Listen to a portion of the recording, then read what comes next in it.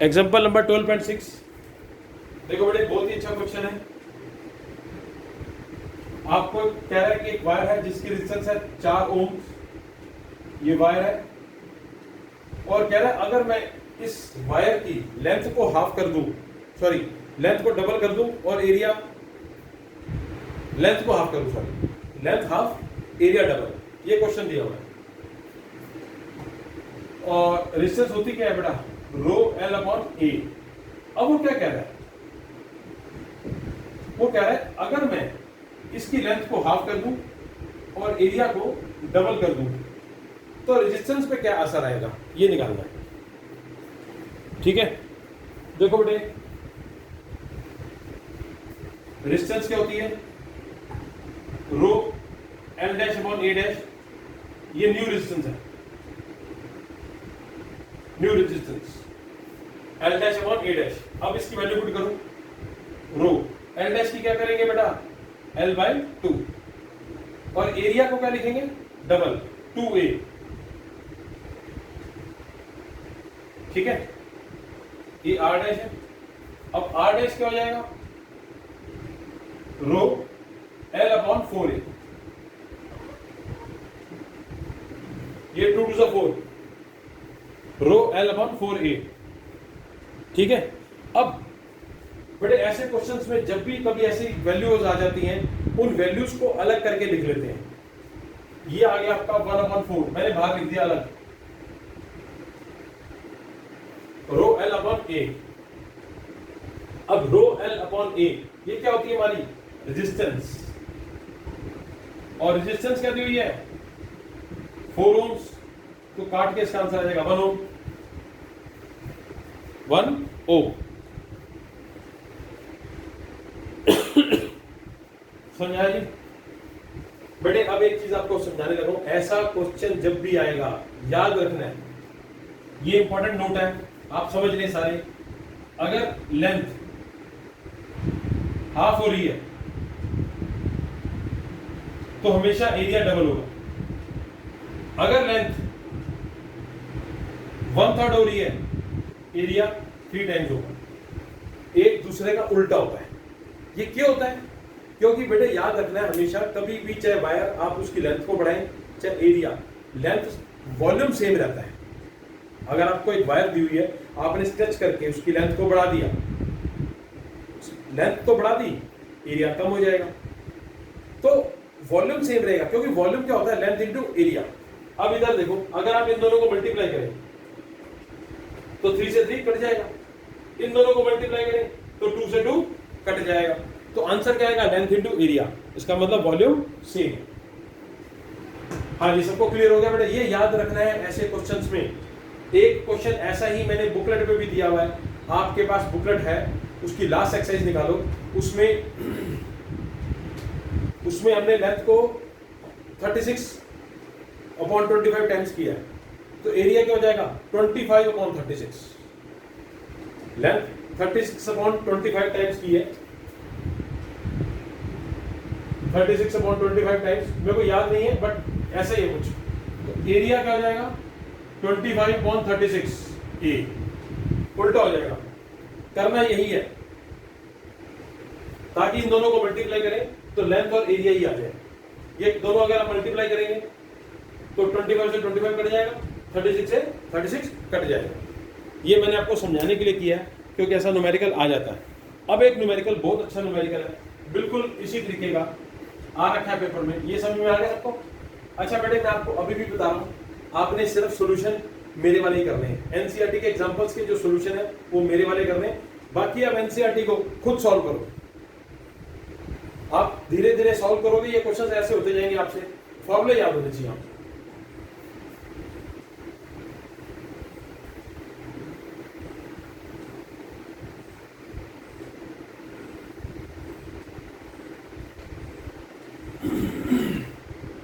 बड़े ये रेजिस्टेंस दी हुई, ये कंडक्टर दिया हुआ है,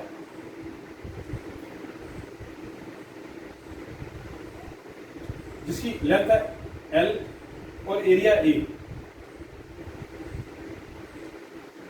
सेम उसी तरीके से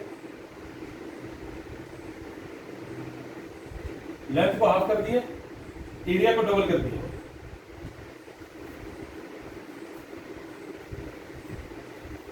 अब वो कह रहे हैं कि इसमें आप रेजिस्टेंस और रेजिस्टिविटी बताओ क्या होगी। बेटे ऐसे एक नहीं 2 3 भी दे सकते हैं, तरीका एक ही है। इनकी रेजिस्टेंस क्या होती है, रो एल अपॉन ए, और इसकी रेजिस्टेंस क्या होगी, रो एल अपॉन 2 ए। यही होगी ना, लेंथ को हाफ कर दिया, एरिया डबल कर दिया, थोड़ा मोटा कर दिया उसको। डायग्राम मैंने बनाया बट आप थोड़ा सा इसको ठीक कर लो और थोड़ा इसको मोटा कर लो एरिया, ताकि बड़ा दिखाने के लिए। तो ये क्या हो गया, 1/4 रो एल अपॉन ए। तो क्या हुआ जी, इसमें आपकी रेजिस्टेंस क्या होगी, 1/4। क्या होगी, 1/4। जो इसमें रेजिस्टेंस थी और इसमें 1/4 होगी। मान लो आपको लेंथ को और कम कर दिया उसको,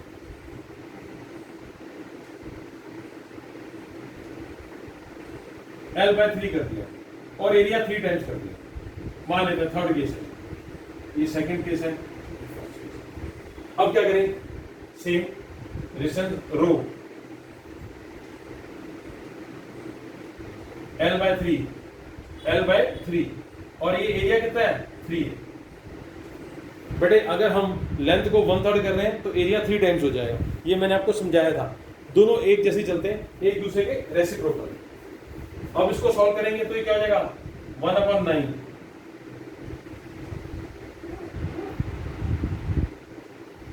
तो ये क्या होगी, 1/9। क्या होगी, 1/9। तीनों केस में मैंने रेजिस्टेंस निकाल के दिखा दी। इसमें हो रही है बेटे 1/4, इसमें 1/9 और इसमें वही है रेजिस्टेंस जो ओरिजिनल रेजिस्टेंस है। अब वो उसने पूछा है इसके बारे में। पहला तो था first case, find resistance, first second और थर्ड केस मैंने निकाल के दिखा दिया। अब सेकंड पार्ट में वो पूछ रहा है रेजिस्टिविटी। क्या बताओगे जी आप रेजिस्टिविटी के बारे में, रेजिस्टिविटी पे कितना असर आ रहा है। Resistivity does not change, resistivity do not change, no change. क्यों, because it does not depend on length and area। ये आंसर देंगे आप कि रेजिस्टिविटी चेंज नहीं होगी because it does not depend on length and area. हाँ जी, सबको समझ में आ गया।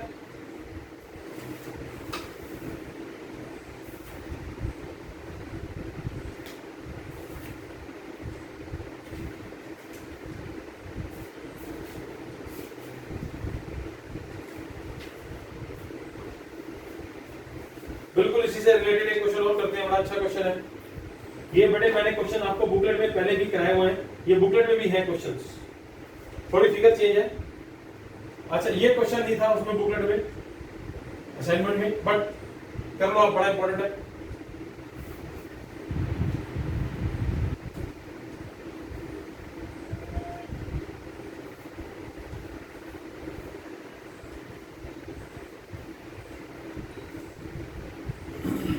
अगला क्वेश्चन है बेटा हमारा, आपको एक टेबल दिया हुआ है,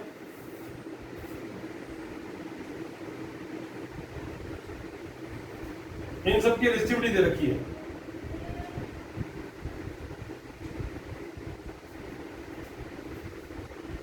(1.6 10⁻⁻8), 5.2 10⁻⁻8, 100 into 10⁻⁻6। ये रेजिस्टिविटी सबकी दे रखी है, ठीक है। ABC कह रहे the following table gives the resistivity which element is suitable for heating. Heating के लिए कौन सा यूज कर सकते हैं, फॉर हीटिंग और फॉर वायर्स। वायर मतलब कंडक्टिंग वायर्स। देखो जी ऐसा है, मेरी बात सुन लो, हीटिंग डिवाइस वो होता है जो ज्यादा हीट प्रोड्यूस करता है, और हीट प्रोड्यूस करने का कारण क्या होता है, जिसके अंदर रेजिस्टेंस ज्यादा होती है। रेजिस्टेंस क्या होती है, ज्यादा। अब देखो बेटे, हीटिंग के लिए वो कंडक्टर लेंगे जिसकी रेजिस्टेंस ज्यादा है। अगर आप ध्यान से देखें इसमें, तो पावर छोटी किसकी है सबसे, -6, -6 है 100 की, तो इसकी रेजिस्टेंस सबसे ज्यादा होगी। इनकी पावर क्या है, -8। माइनस, जितना बेटे पावर माइनस में बढ़ती है उतनी वैल्यू छोटी होती है। जितनी पावर माइनस में बढ़ती है, माइनस है ना पावर्स देखो, तो जो पावर माइनस में ज्यादा होगी उसकी वैल्यू कम होगी। तो इसका मतलब हम लोग इसको लिए C यूज करेंगे। कौन सा है, 100 इंटू 10⁻⁻6। अगर मैं इसको सॉल्व करके दिखाऊं तो 100⁻6, 10⁻⁻6 नीचे चले जाएगा। अब इसको डेसिमल कर दो तो आपका पॉइंट में आंसर आ जाएगा। इसको करोगे तो बहुत ज्यादा 2 पॉइंट्स और कम हो जाएगा, डेसिमल पीछे चले जाएगा, तो इसकी वैल्यू छोटी आएगी B और C की। तो ये हो गया जी, हीटिंग के लिए हम लोग इसको यूज करेंगे C वाले। ये अलॉय है, alloys are use for heating devices rather than pure metals. अब कंडक्टिंग वायर्स तो बेटा वो होती हैं, कंडक्टिंग वायर्स वो होती हैं जिनकी रेजिस्टेंस कम होती है। तो इन दोनों में देखो पावर सेम है बट वैल्यू इसकी ज्यादा है। इसकी वैल्यू ज्यादा है 5.2, ये 1.6 है। तो गुड कंडक्टर कौन सा होगा इसमें, ए, जिसकी रेजिस्टेंस कम है। ए की रेजिस्टेंस क्या है, 1.6 रेजिस्टिविटी, तो इसकी वैल्यू सबसे कम है इसमें, तो ये गुड कंडक्टर है। हाँ जी, सबको क्लियर हो गया। ये क्वेश्चन था बेटा, हीटिंग के लिए किसको यूज करेंगे। अच्छा, अब ये क्वेश्चन मैं आपको अभी इसी से समझा देता हूं। ये आपको बेटा दिया हुआ है, 2 वायर्स है V और I, ये A है और ये B है, ठीक है। आपसे पूछा गया इसके अंदर कि किसकी रेजिस्टेंस ज्यादा है, किसका टेम्परेचर ज्यादा है, ग्राफ से देख के बताना। इसमें देखो बेटे VI ग्राफ है, तो V is directly proportional to R। आपने पढ़ा था V इज IR।